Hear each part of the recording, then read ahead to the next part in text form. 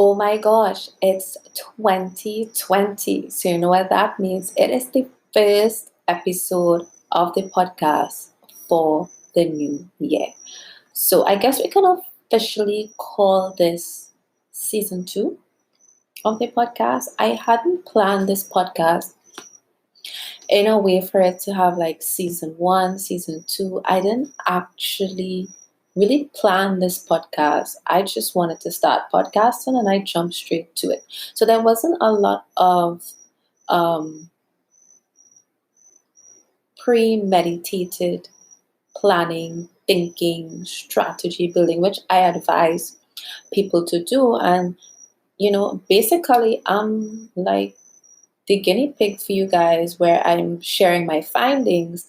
And that brings me to what this episode is about. I'm sharing my findings on podcasting and how I'm switching things up on the podcast. So things will change, I wouldn't say they won't be consistent or regular releases of the podcast episode, but let's just say I'll be approaching the podcast differently.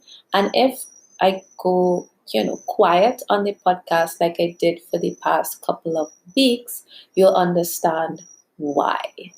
All right. And I hope that this episode is useful to you in how you approach your content creation for your business, whether it's a podcast or any other form of content that you can implement some of this kind of step back approach to your content.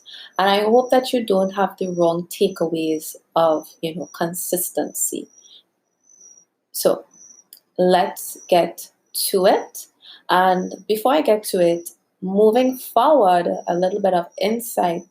A lot of my podcast episodes are going to be audios from mainly IGTV.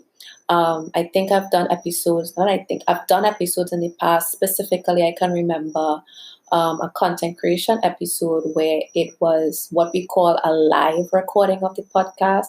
A live recording meaning that I'm going live on Instagram, but I'm also recording the audio on my laptop. All right, so that's what a live recording is. So if you ever tune in for one of those live recordings and it may seem like I'm not paying attention to the comments and responding in real time, it's because it's a live recording and I just want to have that recording, just flowing through. But I'm definitely going to look at the comments, so don't be worried. I'm not ignoring anyone, but I'm trying my best to look at the comments and respond to them at the end of the live.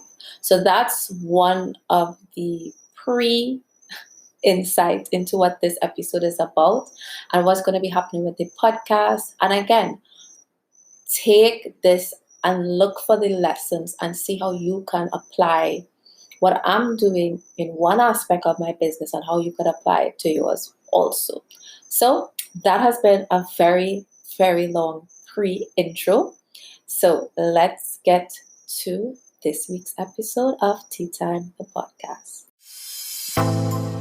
Welcome to Tea Time, the podcast. I am Cassie Marina, fondly known as the Branding Queen, and I am a digital branding expert helping businesses get online and thrive doing so.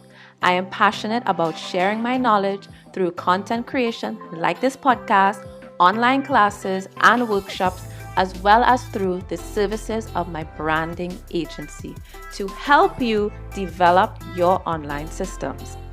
Think of this podcast as the place to get the latest advice, strategies, tips, news, and inspiration on building your brand online using the tools available to us, but most importantly, thought-provoking content to improve your mindset, to maximize on these tools and put context to day-to-day developments in the online world of business with a little bit of tea dishing facts and sass, because I really want you to thrive online. So thank you so much for tuning in. Let's begin.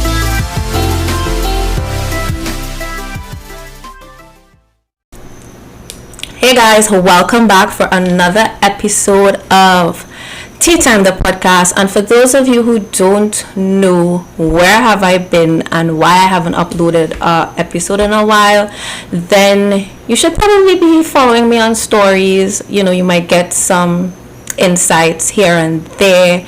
If you've been missing the podcast, I'm still on Instagram. I'm still on Instagram stories. I still post on my feed. I still create content. And you can sign up for my mailing list at cassiamarina.me/VIP list. So, where have I been? Why haven't I been posting on the podcast? And what am I going to do with the podcast? So, if you've been wondering if I'm going to give up on the podcast, no, but I am changing strategies a bit. Right? If you are someone with a small audience, or someone who isn't like someone with 10k, an audience of 10k plus 20 and whatever, starting a podcast is really a strategy for the long game, right? It's a really great strategy to jump on, because like when you compare YouTube to having a podcast, those who didn't jump on YouTube in the earlies regret it. I'm one of those people, right? When YouTube was like now surfacing, I guess 2000, and for me it was like 2004. I remember YouTube in those days, and I was like, a channel? What do you mean, like TV? Why would somebody want to watch my homemade videos? Why would I want to watch anybody's homemade videos? And I basically dismissed it. I didn't know that YouTube would be what it is today, that you'd make money on YouTube, you could be a YouTube influencer and work with companies, etc., etc. Like, I didn't really know or foresee the impact that YouTube would have on anybody's life as a YouTuber, and the lives that you can impact 10-20 years down the road. And I feel like for podcasting, it's one of those newish mediums. It's been around for a while, but it's kind of like the new kid on the block. So if you jump on it now, it's a really good idea too. And I wouldn't discourage anybody to like not do a podcast. That's why I wanted to jump on podcasting. So before I get any further, why I decided to podcast. So the first reason is I wanted to be able to share content on the go, fast, even from the car, going about my day. I could just whip out my phone and record stuff on the go, as I'm passionate, because I'm somebody who used to go live often on Facebook, but then I found that sometimes when I'm passionate about a topic, that's the best time for me to talk about it. But not all the time I'm physically ready to go live. Like, when I feel passionate about a topic, it's at the weirdest times of the day. Like, I can't go live 2:00 in the morning, or I may just be laying on my bed, my hair's in a mess. I can't go live, but I could whip out my phone and record. I could hop on the computer and record. And that's why I started, to get content natively out there as authentic and as fast and quick as possible. The second reason is I feel like podcasting is the new kid on the block, and it's something that we should jump on from the early. It usually pays off to jump on certain things in the early and be one of the first people on the platform, right? So again, because this is a live recording, I will see comments, and I might not pause for the quality of this podcast recording, like pause to answer questions, but I will be answering the questions in the end. But I just want to keep that flow, all right? So I know that's kind of distracting, but I'm going to read it. Right, yeah. So yeah, I'll definitely get to that. So the question was, what's the advantages between YouTube and doing a podcast? Are they generally the same? No, they're not the same. So I'll get to that. So I wanted to get on podcasting because I found, so that's the reason. I wanted to be able to not get dressed and, put on makeup and make sure the lighting is fine, etc., etc. And what you would find that a lot of people with podcasts, and when I say a lot of people, I mean like the big names and the ones who have 60k followers on Instagram or 30k followers on Instagram and huge audiences and have 6-figure income businesses, the big names, right? A lot of them would say started a podcast because they got tired of having to produce YouTube videos and essentially just get ready for camera, right? You could just come as you are, turn on your mic, put on your headset, because you don't have to have fancy equipment, and just start recording, and you can easily upload. It's not as much. If it's much, some people just make it a lot and do a lot, but from actually doing it, podcasting can be a lot, not from the actual making it and putting it out there, but from the marketing perspective. Like, what's the algorithm? What's the algorithm that helps push you and helps your podcast be found? Like, that's something that is still to be determined, in my opinion, because when you're on YouTube, you're basically putting yourself on Google. I would say, and this is my personal opinion, some people might argue with me, some people might say, well, maybe you just don't know what you're doing, but I've spoken to other podcasters, especially, micro and small podcasters like myself, and it does take a little more effort and work to get people to listen to the podcast because it's not showing up in a feed like YouTube. The people who show up on a feed in the podcasting app is people who have huge audiences, who the people actually follow the instructions and leave a review and actually share the parts of the podcast that they enjoyed on social and tag you. Because the more the people who listen share, it actually helps the podcast reach other people and helps it to grow. And it gets very tiring at times to be constantly promoting something that's not helping your bottom line today, right? So I love podcasting. That's the thing. I love it. I enjoy it. It's really an opportunity for me to really talk to my audience in a more intimate way and really have like that kind of conversation. And there's a little more permission to talk a little longer than you would in, let's say, an IGTV video or a YouTube video, like, because it's something that you can listen to on the go in the car. Like, those are the benefits of podcasting that I love personally, not just as someone who podcasts, but as someone who's listening to the podcast. I love listening to podcasts while driving and washing the wares and doing any time of domestic chore, right? I can plug in the headphones and I could just listen to a podcast that's lasts an hour. Am I gonna sit down and watch a YouTube video for an hour? No, because that's like watching a freaking webinar. There's a whole deeper level of commitment to sit and watch something, unless you're playing the YouTube video on your TV and it's just playing in the background. Alright, the facts are that it's easier to consume a podcast on the go than it is to watch a YouTube video on the go. So they definitely have their different pros and cons. So back to the difference between YouTube and doing a podcast is consumption. How long you might listen to watch a YouTube video versus listen to a podcast.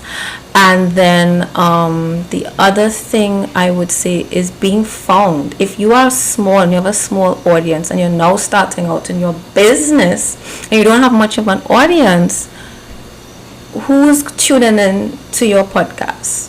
You have to do a hell of a lot of promoting on your social media channels, whether it's Instagram, Facebook, Twitter, TikTok, whatever, to get people to actually go find it. The next thing is with podcasting, it's not like Instagram, where if I decide to do IGTV, I'm being found by the IGTV community, well, the Instagram community. Facebook, there's an algorithm for lives that kind of push your content. YouTube, you're being found everywhere. Whereas with podcasting, there isn't one main source or channel. You could be on Google Podcasts, you could be on Stitcher, you could be on Apple Podcasts, Spotify. Like, there are just too many places to send people to, and it's not like just concentrated the Anchor community or there's just too many places to send people to and promote them to, and it just kind of comes down to like a lot of work. And then you're kind of at the whim of all these different channels algorithm. So a podcast has so many different channels, and not everybody is on them. So not everybody is on Apple Podcasts. Not everybody has Stitcher. What I found with podcasting, and there's a huge group of people who don't even know about podcasts yet. And it's like, oh my gosh, I didn't even know about podcasting.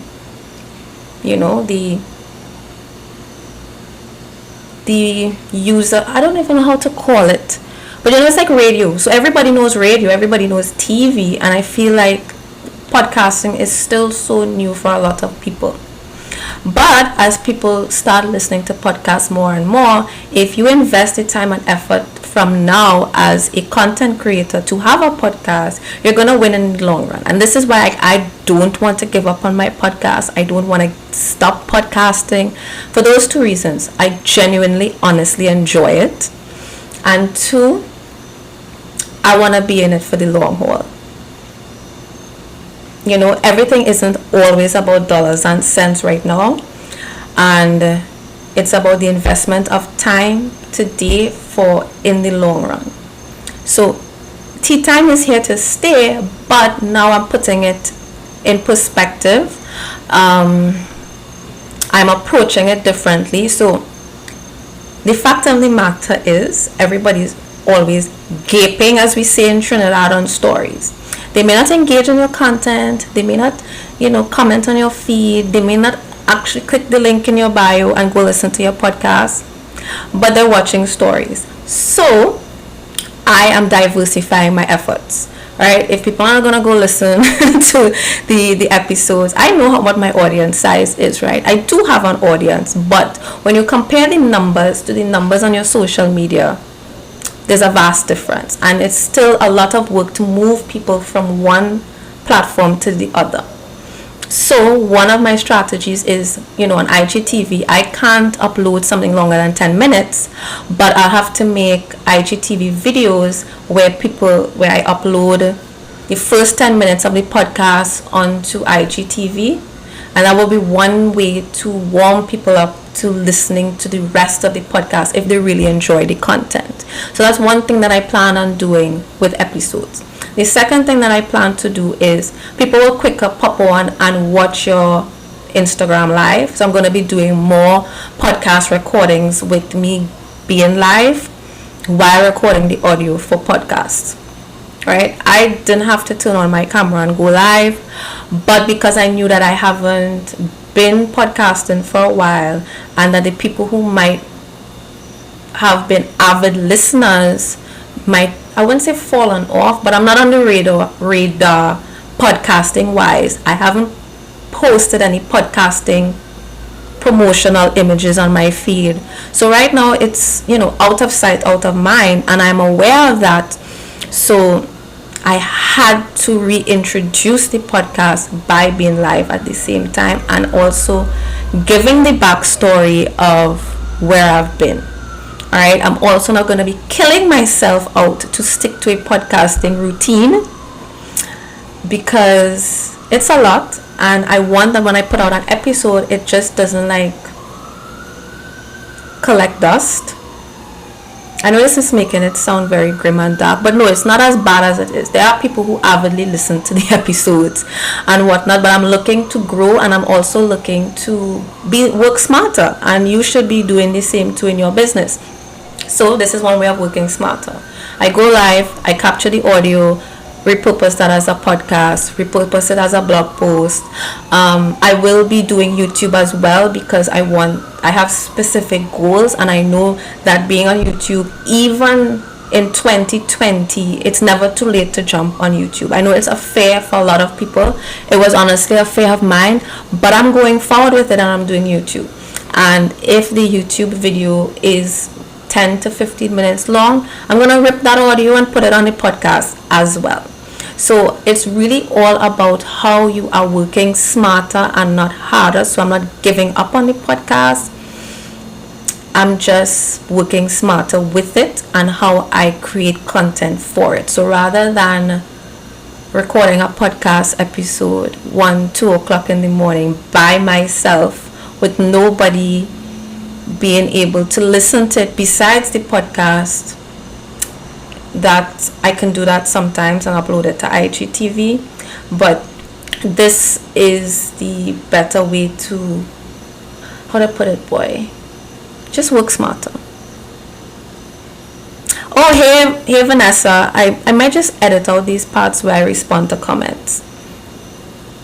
Also, I think Google either included podcasts in their searches or it's about to, so it could help with rankings. That's great, because I remember when IGTV was very new and Instagram never used to give you the option to post a preview, which is like the first minute of your IGTV.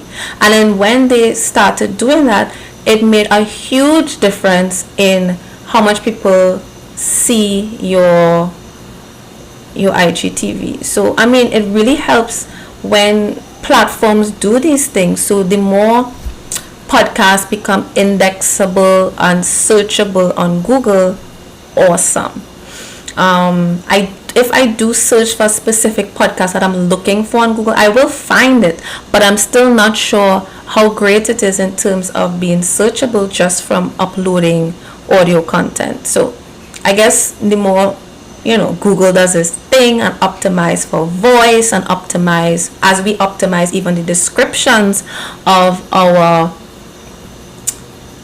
podcast, I think all of it plays a role. But until then, I'm going to work as smart as possible.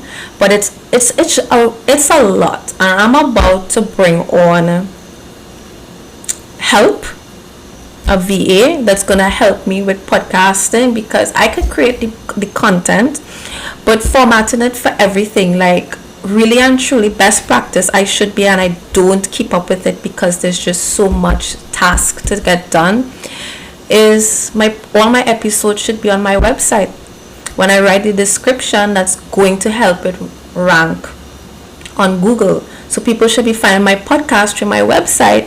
But again, it's a lot of legwork to do, and at the end of the day, while content creation is important, actually running your business in the background is important as well. So Larry said, yes, you have to be in a business for the long run, especially when you have access to something for free. Yeah, it's free. So you are investing. If you're not going to spend money to market your business, whether it's Facebook ads, flyers, newspaper ads, Google ads, whatever ads, you're going to be investing time, and content creation is that investment of time. You don't have to kill out yourself. Before putting out the content, generate topics, at least 50 for the most. No one is always motivated to put out content always, so plan everything and see how it goes. Listen, I have content for days that I just don't have enough time to create the content for it. But what's important is that we document all of our ideas, and then when we feel stumped and be like, hey, I have some time, what should I create content on? You go into that archive and you create it. But like, creating content is one part. It's marketing the content, getting it in front of people's eyes, making sure that they consume the content, whatever content that it is. So that's why I am like queen automate. That's why, like, my podcast, when I click publish, it goes out to my email list and notifies them. New podcast episode, my description is automatically generated as an email. And when I post on my blog, on my website, it does the same. So I have everything kind of synchronized that way. And I think that's a big reason why people might read a blog post or listen to a podcast episode, because I leverage my email list. And I'm not just leveraging my email list in terms of like getting them to listen. I'm actually serving my email list, because I can't tell you how many times people would reply to my emails that were like automatically sent out through my podcast or blog, and they're thankful for the information. So that's something for you guys to think about as well, that don't feel like you're bothering your email list, because the people who are looking for that content are thankful to be like, oh wow, 5 things every website owner must know. Like, that's free information, free content, free value for you. You remind of myself with the automated path. Yeah. Alright, so that is where I am with the podcast right now. I reached a point of burnout in November, and I actually had 2 topics either recorded or I had it written down. I didn't publish it. I had these grand plans. I had an interview recorded but not published. And it's just too much. I couldn't do it all. I couldn't promote candid conversations, work on my business and promote what I got going on, and see about a podcast. Like, something has to take priority, and podcasting wasn't the priority, and I decided to take a break.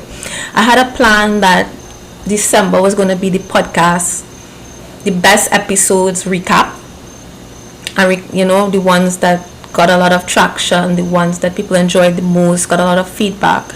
I was gonna do, I had like my whole feed planned out for December, and that just like went through the door. But such is life. I could do that next December. I could do that anytime. It's not that serious. So the lesson here is, like,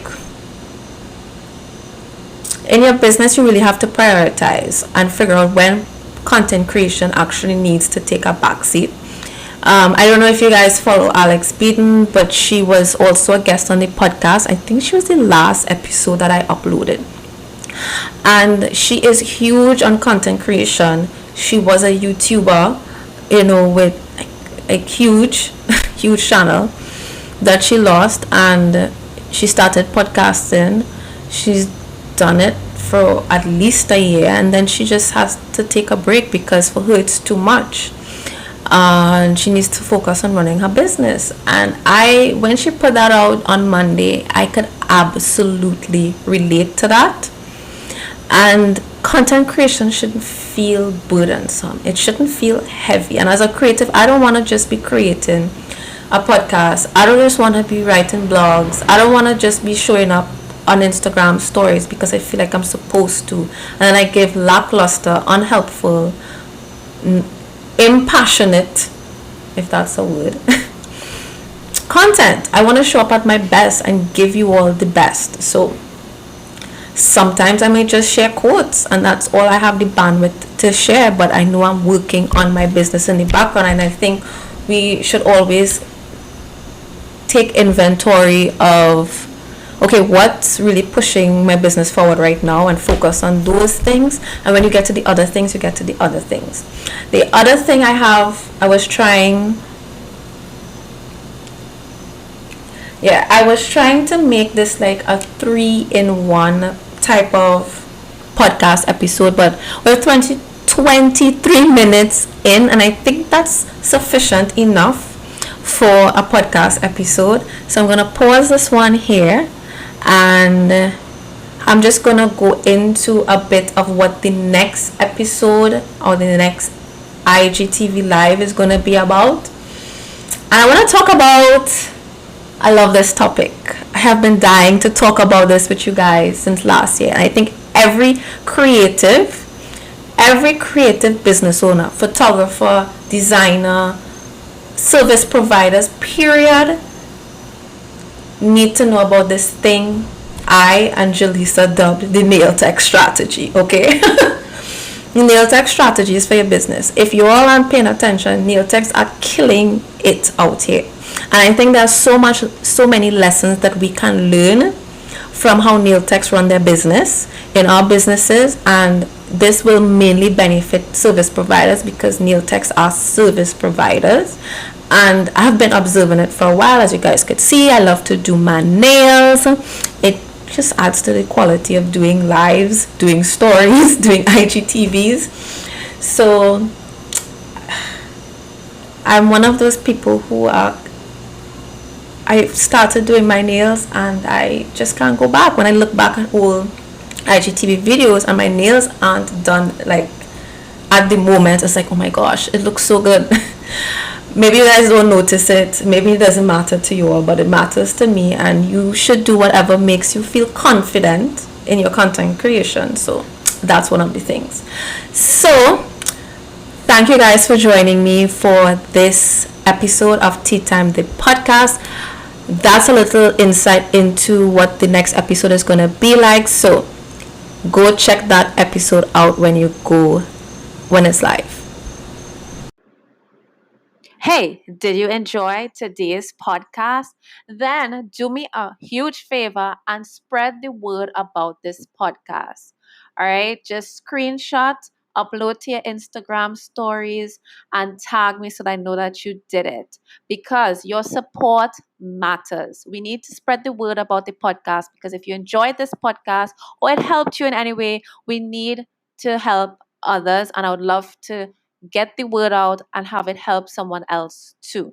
When you share this podcast, it allows the podcast to grow and it allows me to continue creating more content just like this for you. So, screenshot, share to your stories, and tag me. It will mean so much to me.